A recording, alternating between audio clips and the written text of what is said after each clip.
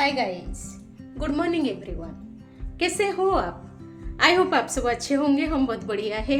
आज है 9 अक्टूबर।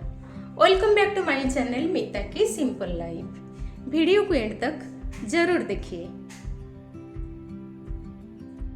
दोस्तों, आपने कभी सोचा है भारत के एनिमीज की हर चाल कैसे पहले ही पता चल जाता है? कौन देता है वो सीक्रेट इंफॉर्मेशन जिससे हम सेफ रहते हैं? आज मैं आपको मिलवाने वाली हूँ उन अनसंग हीरोज से। रो, भारत की इनविजिबल शील्ड। देश की राजधानी दिल्ली के प्रगति विहार विस्तार में कई सरकारी बहुमंजिला इमारतें हैं, जिनमें नेशनल इंटरनेशनल सेंटर यानी कि NIC, central bureau of investigation यानी कि CBI और इंडो टिबेटन बॉर्डर पुलिस यानी कि ITBP जैसे कई सरकारी दफ्तर वहाँ मौजूद है। लेकिन इन सब में एक इमारत ऐसे भी है जिस पर कोई नाम नहीं लिखा और ना ही इस इमारत की पहचान की गवाही देने वाला कोई वर्ड यहाँ पर लगा है। आम इंसान के लिए भीतर जाना वर्जित है और अंदर आने जाने वाले ऑफिसर के कोट पर उनका ना तो नाम लिखा होता है और ना ही डेजिग्नेशन। दोस्तों, कोई जानकार इंसान ही बता सकता है कि ये इमारत आखिर किस चीज़ की है। इमारत रिसर्च एंड एनालिसिस विंग यानी कि रो की है। रो भारत सरकार की गुप्तचर संस्था, एक ऐसी ही संस्था जैसी अमेरिका की CIA है, इजराइल की मोसाद है और रसिया की FSB है।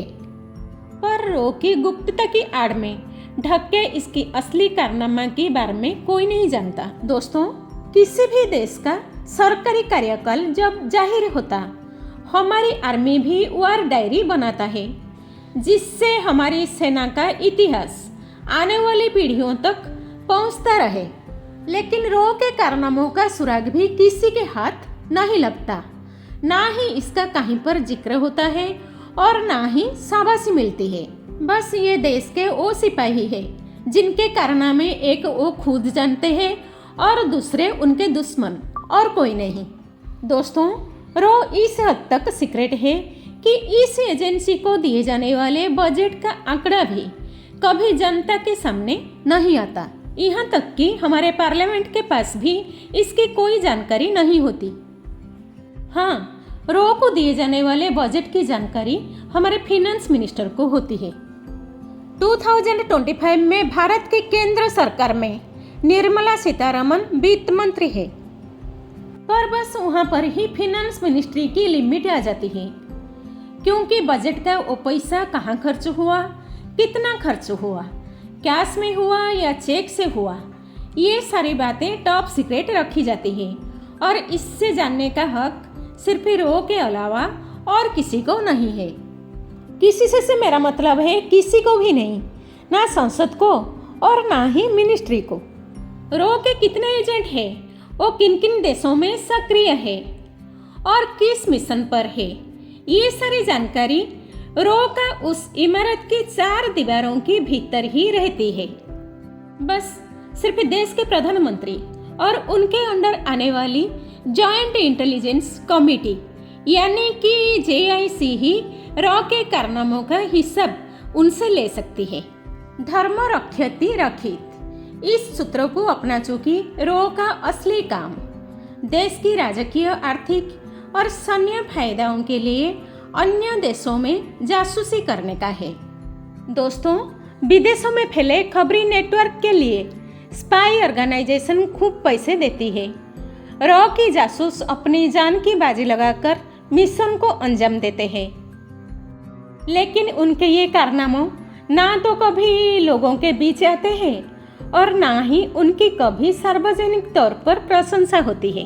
लेकिन इस बात का उन्हें कोई अफसोस नहीं, क्योंकि देश की ये गुप्त सिपाही हर हाल में देश का हित देखना चाहते हैं। दोस्तों, 1968 में इस एजेंसी का गठन हुआ था, जब भारत को एक ऐसी सीक्रेट इंटेलिजेंस पावर की जरूरत थी जो बॉर्डर के बाहर भी भारत की सुरक्षा कर सके।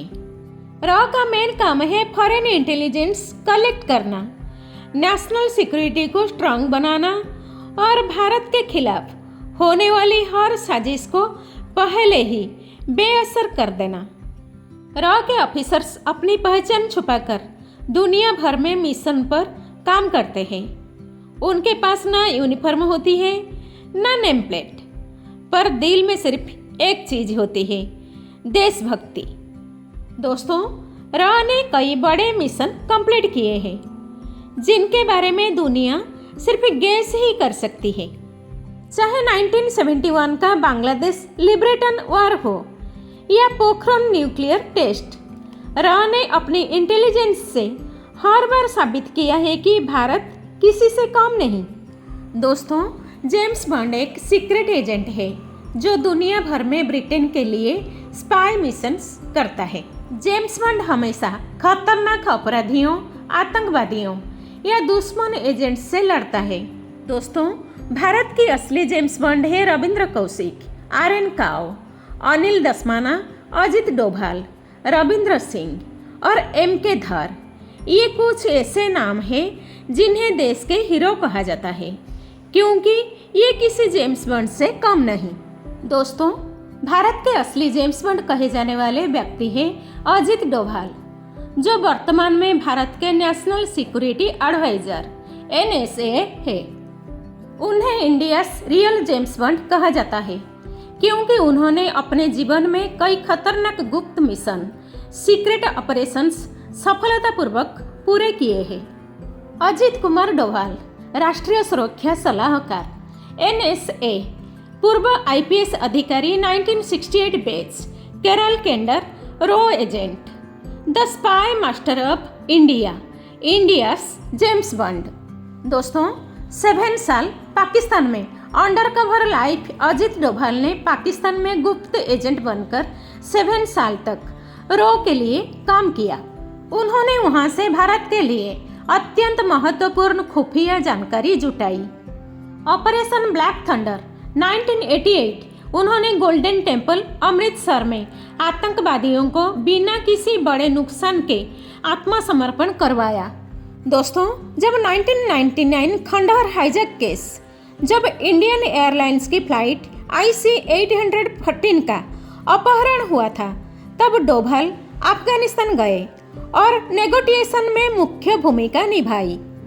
दोस्तों, surgical strike and Balakot planning NSA बनने के बाद डोभाल जी ने 2016 सर्जिकल स्ट्राइक और 2019 बालाकोट एयर स्ट्राइक की रणनीति में महत्वपूर्ण भूमिका निभाई। Doklam and Pulwama crisis handling, उन्होंने चीन और पाकिस्तान के साथ कई गंभीर स्थितियों को कुशल रणनीति से संभाला।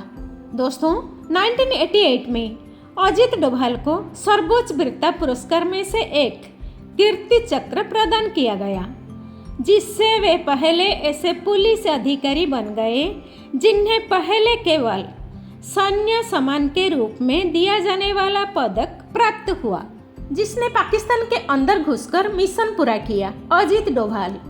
रॉ के silent guardian, the Doval doctrine, रॉ के स्पाई मास्टर, जिनका मिशन भारत के लिए सबसे सीक्रेट था। रॉ और Ajit Doval, shadow warriors of India. Ajit Doval ji ने 1972 में इंडियन पुलिस सर्विस IPS में ज्वाइन किया था। उनकी रॉ रिसर्च एंड एनालिसिस विंग यानी भारत की विदेशी खुफिया एजेंसी से जुड़ाव 1970 के दशक के अंत में शुरू हुआ था। अजित डोभाल ने लाहौर और इस्लामाबाद में गुप्त रूप से भारतीय एजेंट के रूप में जानकारी जुटाई। रॉ में उनका काम जासूसी, आतंकवाद रोधी मिशन और विदेशी नेटवर्क ऑपरेशन से जुड़ा था। तो दोस्तों, ये थी रॉ के सीक्रेट वर्ल्ड की एक झलक। अगर आपको हमारा ये मिशन पसंद आया हो तो वीडियो को लाइक कीजिए, अपने दोस्तों के साथ शेयर कीजिए और चैनल को सब्सक्राइब करके जुड़ जाइए हमारे अगले ऑपरेशन अपडेट के साथ, क्योंकि रॉ के अगला मिशन और भी ज़्यादा थ्रिलिंग होने वाला है। जय हिंद।